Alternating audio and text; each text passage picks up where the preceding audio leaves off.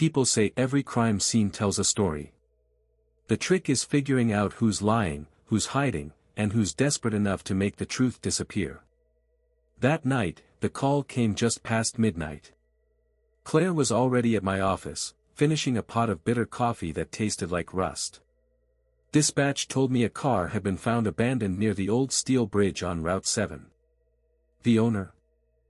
Daniel Harlow, one of the city's most successful attorneys, the kind of man who wore $1,000 suits and collected enemies like cheap souvenirs. When Claire and I pulled up, the rain had just stopped, leaving the asphalt slick and shining under the bridge lights. The sedan was parked half on the shoulder, driver's door wide open. Papers were scattered across the front seat, fluttering in the wind like frightened birds. No driver. No blood. No sign of a struggle, at least not one they wanted us to see. The patrol officers on scene looked relieved when I arrived. That's never a good sign. Relief at a crime scene usually means they've found something they don't want to touch. One of them pointed toward the trunk. It was locked. We popped it open. You'll want to see this. Inside the trunk wasn't a body. Not yet. Instead, tucked under a spare tire and wrapped in a plain brown envelope, we found a USB drive. Strange place for an attorney to hide files. Even stranger for it to still be here if someone wanted him gone. I slipped the drive into my pocket and straightened. The bridge overhead groaned as a semi rolled across, headlights cutting through the mist. Claire was scanning the guardrail with her flashlight, jaw tight. No skid marks, Harry. No sign of where he went over. If they dragged him, they were careful. I nodded. Too careful. That was the problem. Real criminals make mistakes. This scene looked staged. Someone wanted us to believe Harlow just vanished into thin air. But nobody disappears without leaving something behind. I walked to the edge of the bridge and stared down at the black water below. The current was strong tonight, churning from the earlier storm. If Harlow was down there, he wouldn't be coming up anytime soon. Still, my gut told me this wasn't about drowning. This was about silencing. Claire joined me, arms folded. He had a big case coming up, didn't he? Something about land deals. Bigger, I muttered. Harlow had his hands in everything from corporate fraud to political scandals. A man like that doesn't just vanish. Someone makes him vanish. Behind us, the officers were already taping off the scene, moving slower than usual, like they hoped this case would just pack itself up and go home. But I'd seen that look before. Pressure from above. Someone was already pulling strings. And that told me two things. 1, Harlow hadn't just been taken. 2, if we kept digging, Claire and I were next. By the time we wrapped the initial sweep of the bridge, the place was crawling with uniforms. Most of them were just going through the motions, jotting notes they'd never read again. That was fine by me, the fewer eyes on what I'd pocketed from Harlow's trunk, the better. Claire caught my look as we ducked under the yellow tape. "You're not logging it, are you?" she asked. "Not yet," I muttered. "If this is what I think it is, the second it goes into evidence, it vanishes. Along with our case." Her flashlight beam cut across my face. "So we play dirty?" I smirked. "We play smart." Back at the car, I slid behind the wheel and waited for her to settle in. The night was thick with mist, the kind that clung to your clothes and carried secrets. I plugged the USB into my laptop and let the screen flicker to life. What popped up wasn't what I expected. No contracts, no legal briefs. Just a folder labeled insurance. Inside were scans of bank ledgers, property deeds, and a series of emails between names I recognized all too well, city councilmen, developers, even a police captain. It wasn't just corruption. It was organized, calculated, and filthy. Harlow hadn't just been a lawyer, he'd been a liability. Claire leaned closer, eyes wide. "Jesus, Harry, this is half the city. No wonder he's gone. Gone, I repeated. The word sat heavy on my tongue. If he was dead, this was cleanup. If he was alive, it was leverage.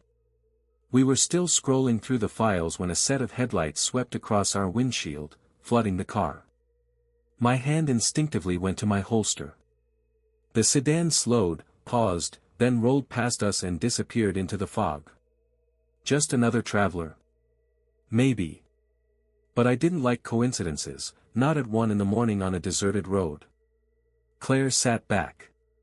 We need to copy this drive. Now. If they know we have it. They already know, I said. My gut had been screaming since we left the bridge. Harlow had hidden this for a reason. Whoever wanted him silenced wouldn't hesitate to come after the files next. I killed the laptop, pulled the drive free, and dropped it back into the envelope. We split. You keep the copy. I keep the original. That way if they find one of us. Claire frowned. Harry, that's not exactly comforting. It's not supposed to be, I said, starting the engine. The road stretched ahead, a ribbon of wet asphalt vanishing into the night. Somewhere out there, Harlow was either fighting for his life or already a memory. Either way, those files meant somebody had crossed a line they couldn't uncross. I tightened my grip on the wheel. This isn't just a missing person anymore. This is war. And in war, I'd learned, the first casualty was always the truth. The first thing you learn as a detective is never to trust quiet nights. The second thing is that people with power always think they can buy silence. Daniel Harlow's USB drive proved both points in one breath.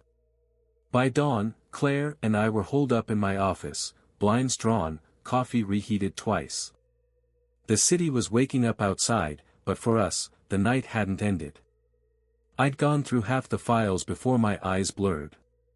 Payoffs, real estate schemes, forged permits, every page smelled like rot. Harlow had been keeping records, maybe as leverage, maybe as insurance. Either way, it made him a target.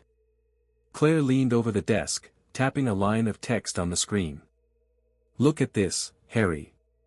Property transactions tied to a development company, but the signatures don't match. It's all fake. And signed off by City Hall, I added grimly. Harlow wasn't just swimming with sharks. He was baiting them. We both knew what that meant. If Harlow had enemies, they weren't the type you found in back alleys. These were the kind who shook hands on podiums and cut ribbons for cameras. The kind who made sure cops looked the other way. The phone on my desk rang, sharp in the silence. I glanced at the caller ID, blocked. My gut clenched. Against my better judgment, I answered. A man's voice, calm and deliberate, detective. You've picked up something that doesn't belong to you. My eyes flicked to Claire, who froze in place. Depends who you ask, I said. Let me make this clear, the voice continued. Walk away from the case. Forget the files. Or you and your assistant won't make it through the week. The line went dead before I could reply. Claire swore under her breath. They're watching us. Of course they are, I muttered. I yanked the blinds closed tighter. My office suddenly felt smaller, like the walls themselves were leaning in. The mistake wasn't picking up the phone. The mistake was thinking we had time. I slipped the USB back into its envelope and locked it in the bottom drawer of my desk. They want us scared. Let's give them the opposite. Claire raised an eyebrow. Meaning? Meaning we don't hide. We dig. Harder. If they're willing to threaten us this fast, then we've already hit a nerve. She sighed, but I caught the faintest hint of a grin. I knew you'd say that. Still, I couldn't shake the sound of that voice. Calm, professional, confident. Not some thug, someone used to giving orders. Whoever was behind this, they weren't just protecting money. They were protecting themselves from exposure. I leaned back in my chair, cigarette burning low between my fingers. The smoke curled toward the ceiling, carrying the weight of my next words. They think we're pawns in their game, Claire. But if we play this right, I exhaled slowly. We'll be the ones holding the board. The smart move would have been to file a report, hand the drive over, and let internal affairs bury it under mountains of red tape. But smart doesn't solve cases. And smart never saved anyone who'd already been marked.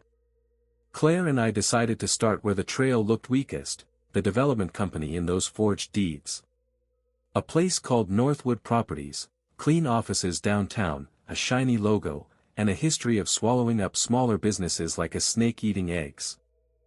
We drove through the city under a low gray sky. Rain tapped the windshield, blurring the skyline into streaks of steel and glass. I lit a cigarette, and Claire cracked her window to let the smoke out. You realize, she said, we're walking straight into their den. That's the idea, I replied. Rats don't scatter unless you kick the nest. Northwood's lobby was all polished marble and artificial smiles. A receptionist looked up from behind a desk that probably cost more than my apartment. I flashed my badge. Detective Harry Miles. We're here to ask a few questions. The smile faltered. She made a call, whispered something, then told us to wait. Minutes later, a man in an expensive suit appeared. Mid-40s, slick hair, handshake like wet paper. His name was Victor Grant, one of Northwood's senior partners. Detective, he said smoothly.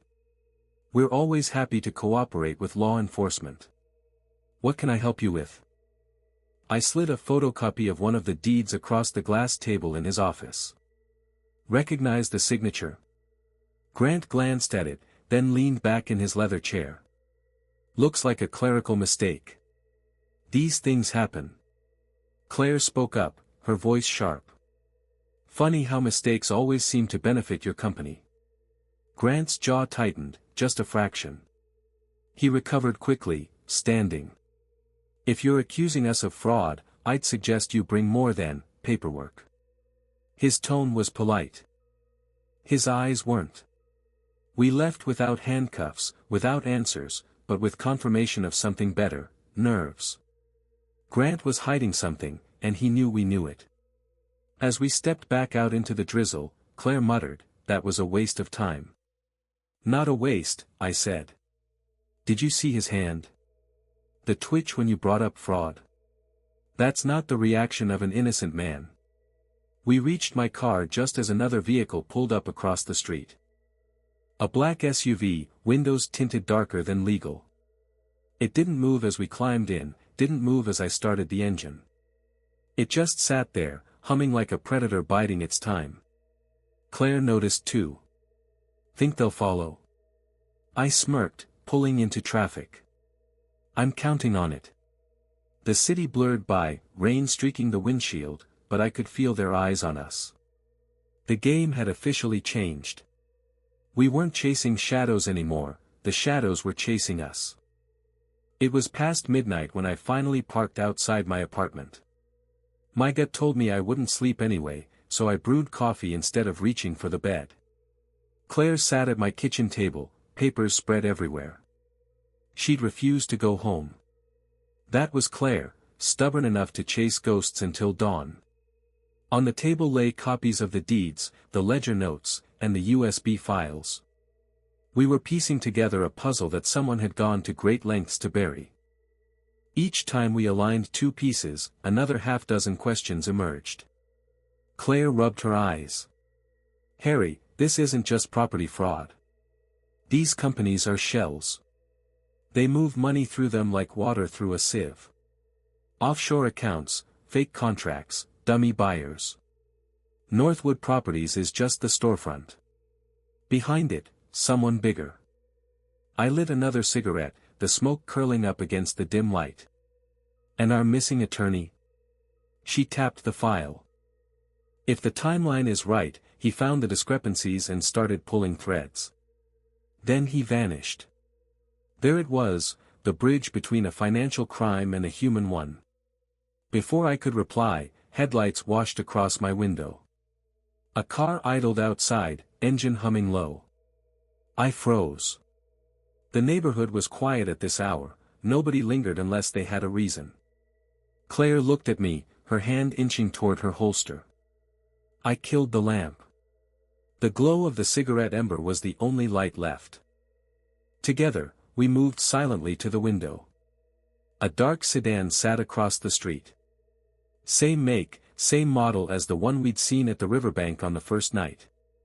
"They're watching us," Claire whispered. "Correction," I muttered. "They're making sure we know they're watching." We stayed frozen until the car finally rolled away. But the message was clear: stop digging, or next time we join the missing attorney. The silence stretched long after the taillights disappeared. Finally, Claire broke it. "We can't do this alone, Harry." I exhaled smoke, shaking my head. "Can't trust the local cops. Half of them are paid off. You saw the hesitation at the scene. If we bring this in, the files will vanish before the ink dries." Her jaw tightened. "Then what's the play?" I leaned forward, tapping the USB. "The attorney left us breadcrumbs. He knew they'd come after him. He hid enough here to expose them. We just need to follow the trail before they cut it off." Claire studied me, eyes sharp. "And if the trail ends with the same hole they put him in?" I stubbed the cigarette out, letting the ash scatter. "Then at least we'll know we didn't stop short. The truth deserves better than concrete at the bottom of a river." The room went quiet again. The kind of quiet that only shows up at 3 in the morning, heavy with thoughts you don't say out loud.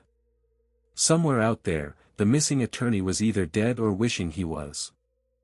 And the deeper we went, the clearer it became: if we wanted answers, we'd have to risk the same fate. The rain hadn't stopped since the night before. It tapped against my apartment window in a steady rhythm, the kind of sound that could lull you into a false sense of calm. But calm was the last thing I felt. My apartment smelled of stale coffee, cigarette smoke, and damp paper. The table in front of me was a battlefield of folders, photographs, receipts, and transcripts. Every piece of evidence told me one thing: this wasn't just a simple disappearance. It was a calculated move, and the people behind it had money, power, and connections deep enough to make anyone vanish without a trace. Claire sat across from me, her sleeves rolled up, a pen behind her ear. Her usual sharp sarcasm was gone, replaced by a determined silence. She flipped through one of the files, her eyes scanning quickly. "Harry," she finally said, pushing a document across the table. "Look at this. It's a financial transaction dated 3 days before the lawyer vanished. He was paid a large sum, but the source is redacted. And not just sloppily. This was scrubbed clean." I picked up the document, the paper smudged with my fingerprints and ash that had fallen from the end of my cigarette. Redacted sources, anonymous accounts, and offshore transfers. It screamed of something bigger. Something systemic. And the lawyer we were looking for hadn't just stumbled into this. He had been digging, and he had gotten too close. Outside, headlights lingered. I had noticed the car half an hour ago, parked across the street, engine humming faintly under the sound of rain. A black sedan. Standard surveillance vehicle. The kind used by people who didn't want to be noticed but always were by those who knew where to look. They weren't police. Not the kind I trusted, anyway. Claire followed my eyes to the window. "You think they're watching us?" she asked, her voice low. I leaned back, exhaling smoke toward the ceiling. "No, Claire. I know they are." We both fell into silence for a moment, the kind of silence that feels heavy, like a blanket soaked in water. The ticking of the clock on the wall was louder than it had any right to be. I could almost feel the walls pressing in, the knowledge that we weren't alone weighing on us. I reached for the USB drive lying near the lamp. It was small, unremarkable, but it held copies of everything we had gathered so far. Bank statements, photographs, testimonies, pieces of a puzzle no one wanted solved. This is what they're after, I said. If they knew we had this, we wouldn't still be breathing. Claire rubbed her temple, frustration flashing in her eyes. So what's the plan, Harry? We sit here, wait for them to make a move. Or do we take the fight to them? Her words hit hard. There was a time in my life when I might have chosen to sit back, let the higher-ups handle it. But after years of watching corruption rot the system from the inside, I knew better. If we didn't act, this lawyer's fate would be buried like so many others before him. I stubbed out my cigarette in the ashtray, the ember dying with a hiss. We move, I said finally. But not recklessly. They expect us to make noise, to panic. We'll be quiet. Smarter. We use their arrogance against them. I stood up and pulled my coat from the back of the chair. My reflection in the darkened window looked older than I felt, creased face, tired eyes, smoke-stained fingers. Claire watched me with that unshakable loyalty of hers, waiting for direction. I'd never admit it, but she was the reason I hadn't burned out years ago. We go through every lead again, I continued, pulling out a folder marked with the lawyer's name. Every client he represented, every enemy he made. Somewhere in here is the crack in their armor. We find it, and we pry it open. Claire gave a small, grim smile. You really think we can outsmart them? I lit another cigarette, the glow reflecting in my tired eyes. I don't think, Claire. I know. Because men like them always make one mistake. They underestimate people like us.